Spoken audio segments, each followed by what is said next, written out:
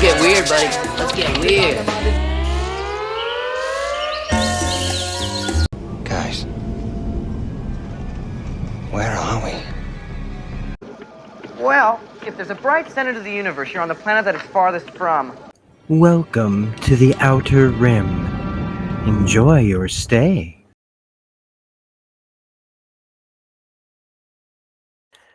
All right. Hey, everybody. Welcome back to the channel. This is Rob here at Smirking Gun, and we're back talking Severance Season 1 in anticipation for Severance Season 2 that is coming January 17th.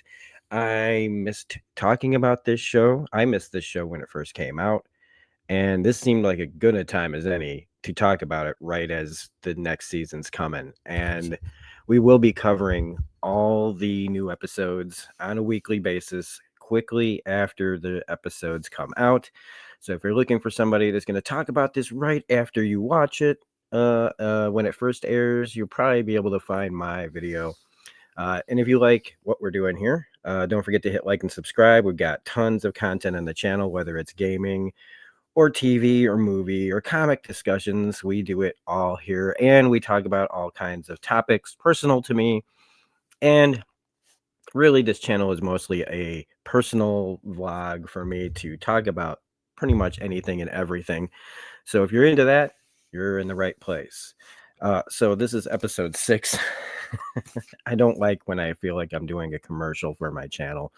But anyway, full spoilers ahead for everything in Hide and Seek.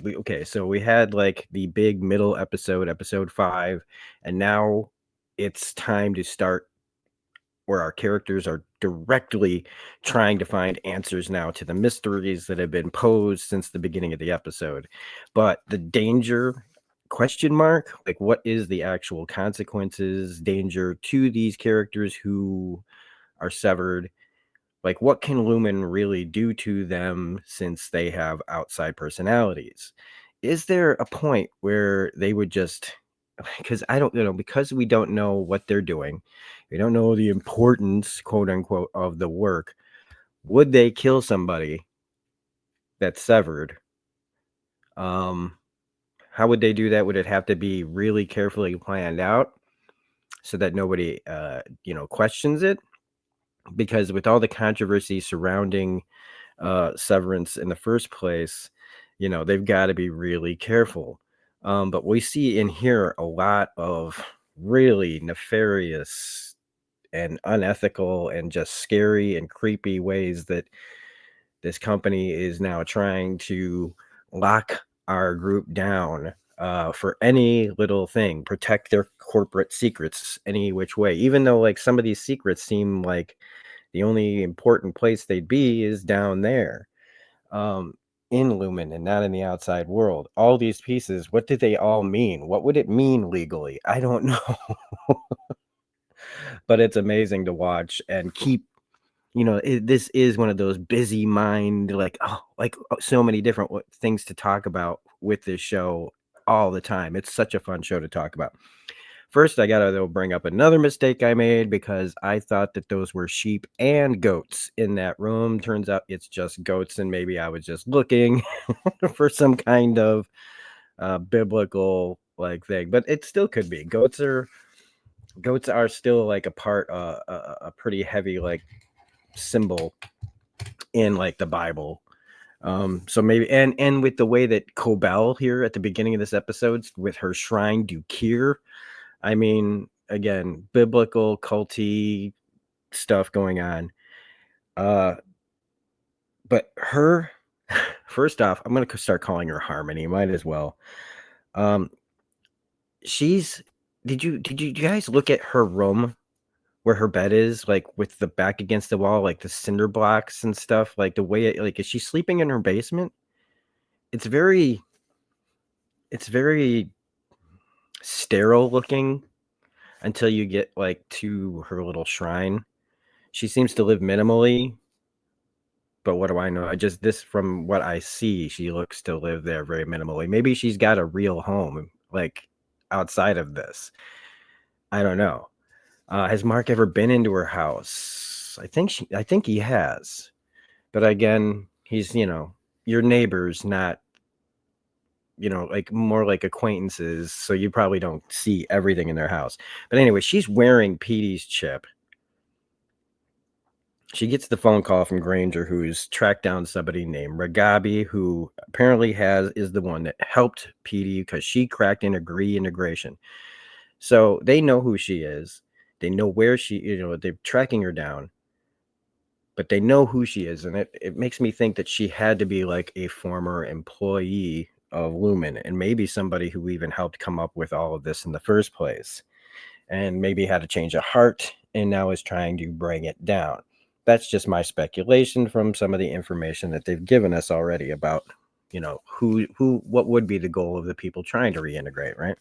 And how would they know how to reintegrate? But this cure shrine that she has is really interesting. It says a lot. Because first off, this does answer a lot. Like, what is she up to? Well, she's a true believer, which means she's super scary.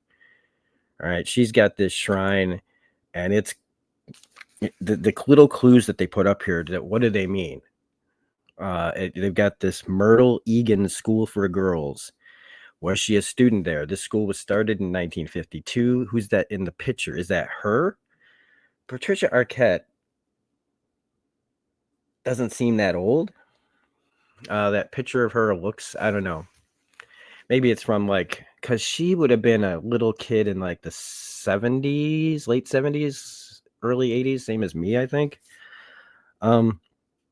There's also like a hospital band, I think it is, for somebody named Charlotte Cobell. It says 3/17/44. Was that when somebody died or when somebody was born? Is Charlotte Cobell her or her mother, a daughter, a sister, an aunt? Who is this person?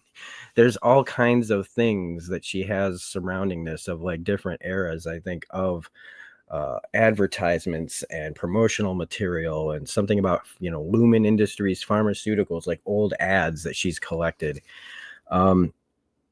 Yeah, so she just got even scarier, and she continues to get scarier throughout this episode, and more deep into Mark Scout's life. Like, what? Again, I keep thinking he has to be somebody important, or she thinks is important, related to her. I don't know. Maybe she just wants to. Like, she's got this really unhealthy thing going on with him. But again, since we don't know, who knows when we'll find out all the ways that this connects and makes sense. I don't know. But right now on the surface, it's just super fucking creepy. And with everything that is going on, right, Mark throws out the phone because of it. It's just getting too much. He has that moment where you just go, okay, I'm going to wash my hands of all this. I got to get away from this. This is starting to look dangerous. He wants to forget it. He doesn't want anybody, bothering him. Again, he's trying to forget. He's trying to move on. But there's, the dam is cracked. They've put he's had too many things happen in such great succession, and fast succession, I should say, that this is just temporary. We've seen this kind of scene a million times before. So we know later on, he's going back for that phone. They do that so that they show us him throwing away the phone, just so we know he's going to go back for it at some point. Just what's going to be the reason that he goes back for that phone. What's going to be the thing that goes, okay, I can't ignore this anymore. I got to try to get some more answers, and that phone might be the only way to get it. And we get this really, again, lovely scene of Bert and Irving. Bert and Irving, they're our friends. They want to be much more than friends. And it is like a budding romantic relationship. What do they do? What are they allowed to do? They're literally talking about it from the manual of what's allowed and what's not allowed. They go to this room that's just full of plants. And one of the things I like when Patricia Arquette said, let them believe they're free, right? They're wandering around. They don't really think about how they're being watched all the time. Somebody's seeing what they're doing. They're not getting away with anything ever, just about. They're being manipulated. So if they're in that room with the plants, it means that they're being allowed to be in that room with the plants. And that whenever they feel like it, they'll squash it. but maybe not. I don't know. Maybe for some reason they did like find some window to get in there, but I doubt it. But it's really nice and beautiful, and it just again shows like people separated will try to reach out and make connections. That's what we do. We're social creatures. And you never know when you're going to find that spark, you know, in somebody that, you know, like even in this kind of situation where they don't know a lot, you know, who's to say who you would fall in love with, you know, when you're severed and you don't have like, I think part of it also is you don't have like any of those internal biases. They have the biases that they've been taught to, you know, mistrust other departments. But this is them breaking that and getting past all that. The thing that, you know, the companies don't want. So it's just when he's just like, just stay a little longer. That might have been kind of the best Christopher Walken I ever did. And that wasn't very good, but it was still like when I heard it, I was like, huh, you almost kind of sound like him. Another really great part, and we'll just talk about this whole thing with Devin, because this is what it paid off. Like she goes to talk to the lady for coffee at the birthing retreat. It's all set up for what happens later. The lady's like, I want to name my kid William and blah, blah, blah. Right. And it's all fine. She runs into this lady later. Coincidental. Yeah. I mean, it is okay. I'm just going to say that like for the script to like just put, because when we know what we know about her now, it's really, you know, like, wow, fancy meeting you here, you know, but whatever. It needed to happen for the story. I will forgive this like kind of plot, like forcing the story along or helping the story along by putting two people together that really, you know, why would they run into each other? Whatever. But she runs into this woman who is named Gabriella Arteta. And they had a moment. And they both got their kids, but when she goes down there to talk to her, she has no idea what, like she just tries to subtly bring up things like the name and all this, and it just feels really strange because she doesn't seem to know anything about what she's talking about. And you also like the way that the conversation is, where she's not being direct. Like a lot of people aren't direct in kind of conversations like this, because at first she doesn't understand why she's saying, you know, like looking at her like the way she's looking at her. So she's smart enough to avoid like antagonizing questions, but then the husband pops up and it's like, oh, hey, and you can just tell there's something just off still about all this, of course, you know, when somebody doesn't act like they know you really. But there is like this kind of friendliness that you could still say maybe it's a weird, awkward thing. And, you know, they had their moment and now she don't care. Like, but when she does some research and finds out that this lady is the wife of a senator who is her husband there, and they're big proponents, I think, for severance, right? But if she okay, so it's just pretty plain. They're not saying it. I love how they let you just know things without telling you, by just showing you certain things and then you being able to come up with the obvious answer, which is this woman was severed for her pregnancy. So they were able to do this to her where she's walking around as this whole other person. They probably had her really close to things. Was it all the time? Was she always severed through the entire pregnancy, morning, noon, day, and night? Or was she sometimes not severed? Because what I think it is that they wanted to have a kid and she didn't want one. She didn't want to experience pregnancy. So they found a way through severance to just blast those 9 months out of her. She wouldn't have to feel the pain of pregnancy. This other person did, but not you. So those are the applications. And if they can do that, then how many ways and different scenarios can they sever someone? And that's what's really dangerous, is that they can just take anybody then and do whatever they want. They could sever anyone. And I love that how they do this without telling us that that's what happened. It's really good storytelling. And also, was this her choice? Does she know? Like, she would have to know. Like, she's holding the fucking baby, right? So I want to say this had to be her choice, and she seems fine. And I mean, on the surface, it might be really tempting to be like, oh, well, I could just not go through the pregnancy, right? But again, you're doing that to somebody else. Also, what would that person's connection be to the pregnancy and to the baby? Like, she would develop her own attachment to it, and then you just erase her like she's nothing. It's really brings up some more. I don't even know if it's moral or ethical or both, but it's just really fucking creepy.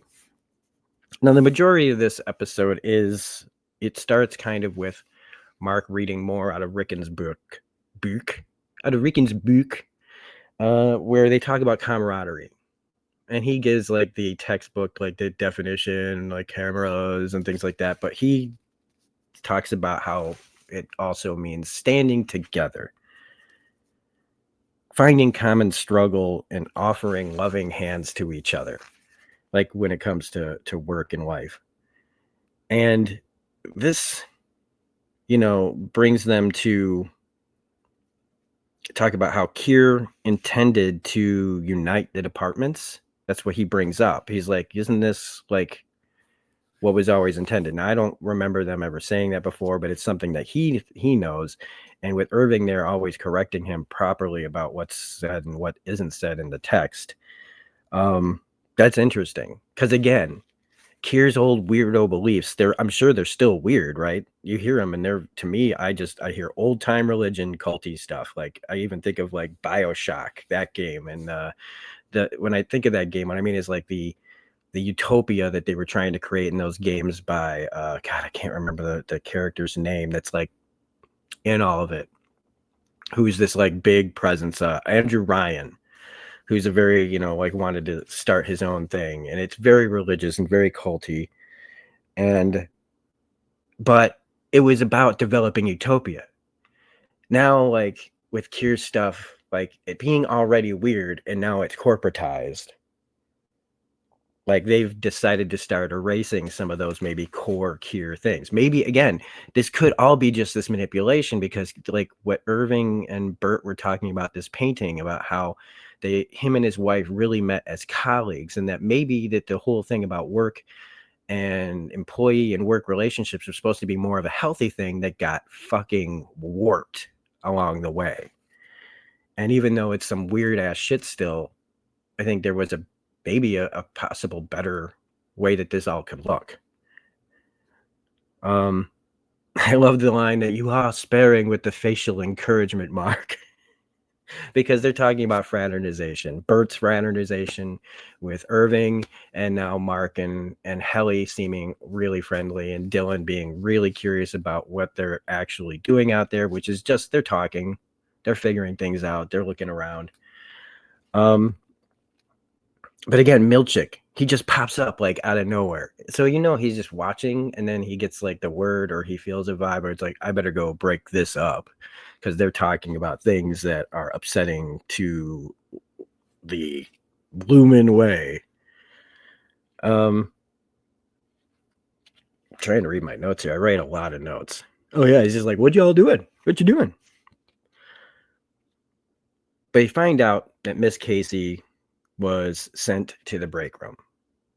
So Mark wants to, talk to Cobell about this. Like, why was she put in there? This is my fault. She didn't fail. We failed. Like, why am I not in the break room? And Miss Cobell, Harmony, she's just a wellness counselor, Mark. And it's like, well, what do you mean just a wellness counselor? She's a person.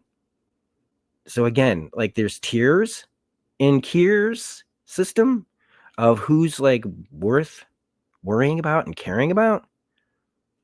But when he pushes, right? Like what are we doing here? What is actually going on? He wants some real answers. They keep telling him to do things that don't make sense, and he's now asking for it. And this again is very about control and how cults and other things like this immediately, they'll sit there and they'll smile and they'll blah blah blah. But at some point you're going to cross a line where something like this might happen, where you just get the snapback of the company / cult line, where she gets in his face and starts yelling about, like We serve care, knowing now how much of a true believer she is and a weirdo.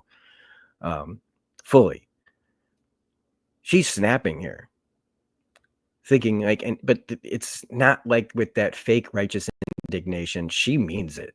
There's people that will tell you things like this that are full of shit and don't believe anything, but they'll still stand in your face and yell at you to keep you in line. This is meant to shock Mark into submission, because I like how he sits there and he's got tears in his eyes and he's probably raging, and it's kind of how I feel when somebody gets a certain way with me, where I'm like, I get so mad I want to cry. It's like a mix of fear and rage when somebody talks to you like that. You know, she calls him a child. Stay in your little cubicle until we tell you to move. You don't move. Like, that's how you talk to children. And I don't know. It just it watching poor Mark's reaction, really, I felt a real connection to that moment of like what he must be feeling. And he does what a lot of people end up doing. He got torn down, right? So he's frustrated and goes back to them. And when they start to talk, he pops off at them. No more going away to down the halls and everything, because that's also a realistic reaction of, I've been hurt, now I gotta lash out. But immediately when they start taking the blame, like it's my fault and everything, he realizes like, fuck this. Like, she tried to put me in my place. I'm not being put in my place. He let it go, like he carried it on, but he's still like, he's remembering what he's been reading. He remembers what's been actually going on. All these things that keep piling up. And so he says, screw it. Where's OND? We're going to OND. We're going to find out some shit, right? So they go there with, they find Bert and the rest of the people over in OND. And when they get there, right, they talk about how change can be disorienting. And that's true. I just think about this all the time lately, where I was watching something that was so jarring that I didn't know if I could like it or not. It's just because I was seeing something different. And a lot of times we reject change outright. We, out of fear, out of any kind of change in our routine or whatever. Look at how out here in the real world, any little thing, like a movie that does something different and people like freak the fuck out because it's different. It's, oh my God, the unknown. If we freak out like that over a TV show or a movie, think about like how hard it is to change anything in your life. All these things that you just aren't used to. And some of these things, yeah, should be rejected if they really feel wrong. Other things that feel off is just, it literally is just because it's new.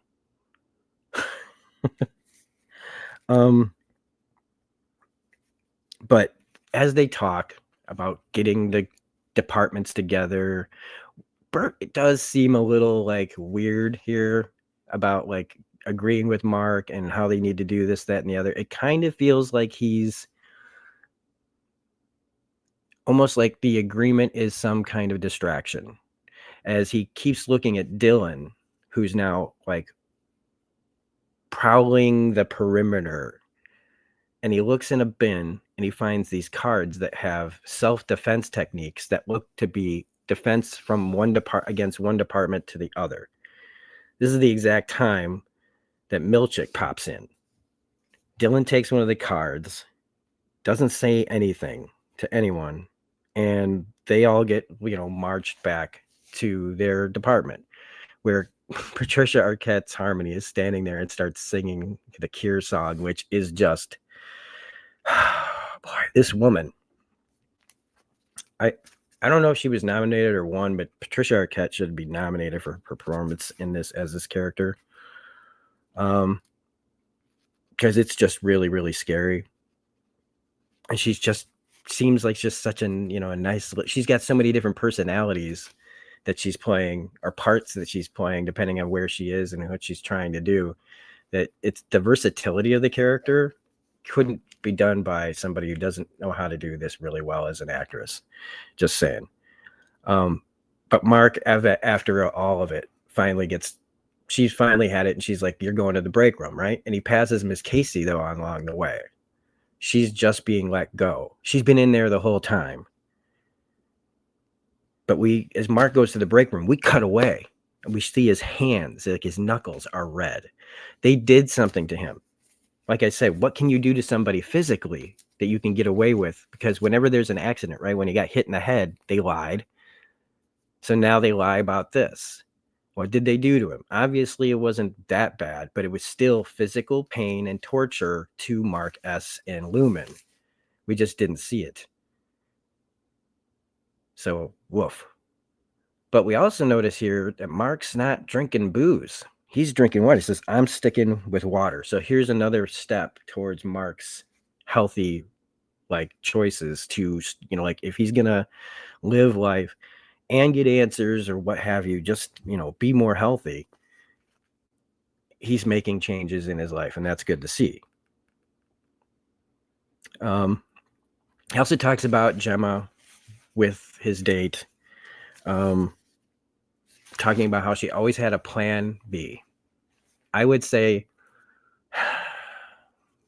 there's so many things I want to say, but I'm not going to say them. Just remember this. For anybody who hasn't watched the show, remember some of these things that I'm saying. So Gemma always had a plan B, was pragmatic. They talked about having kids, adopting, but it didn't happen. And it's a nice scene of like somebody who's trying to move forward, yet recognize the past. And it all works for her. I forget her character's name. I'm sorry. But as we get to the end of this, right? Suddenly Dylan wakes up in his house with Milchick in his face. So we start with the scene where the scene is the kid is watching TV. And we cut to Dylan waking up. So we know we're in Dylan's house. We know Dylan has a kid. Maybe it's his, whatever. It's his kid. We could say, oh, maybe he's just watching his nephew. Anyway, he's got a kid. He's in his closet. Milchick's in front of him. Where'd you put the card, man? And he's freaking out. Is this my house? Blah, blah, blah. But he tells him exactly where the card is. But then the kid comes in. And when he talks to the kid, he's like, I told you to count to 1,000 before you, and so he's talking mean to a child. He comes into this man's house, has him they wake him up from his house so they can do remote wake up. So this is another bit of information that they can do. They can turn anybody that's been severed anywhere they want, back and forth, flipping it like a switch. Another horrible fucking thing. Like, that's nightmare fuel. Like, if they could do that to you. So that's a big part. Like they cut the connection after they get for information. And Dylan's like, are we all good? His kid is in his arms. Why is my kid in my arms?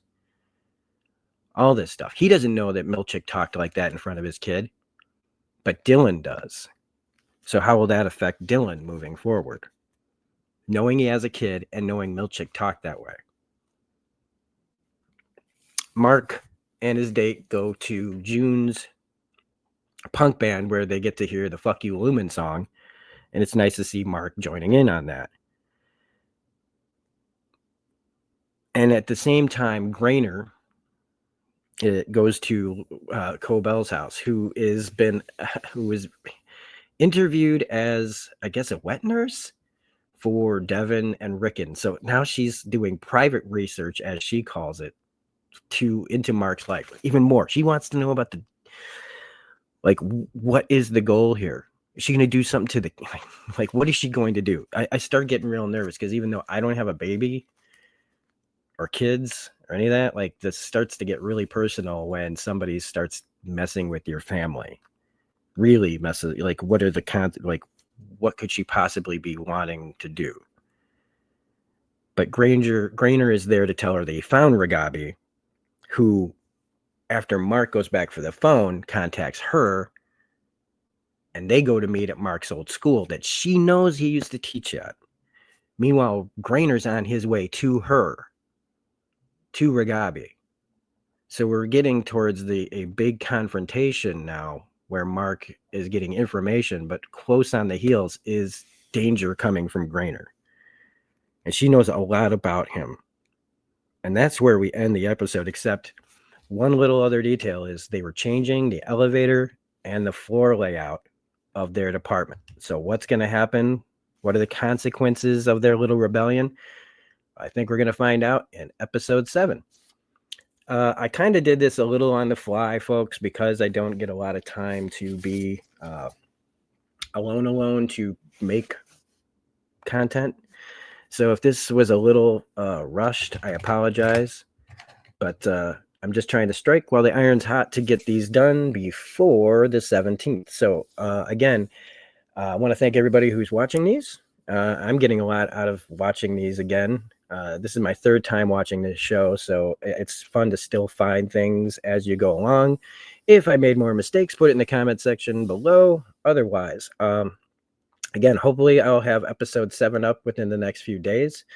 But otherwise, have a great day. Be good to each other, and I'll see you on the next video. Bye.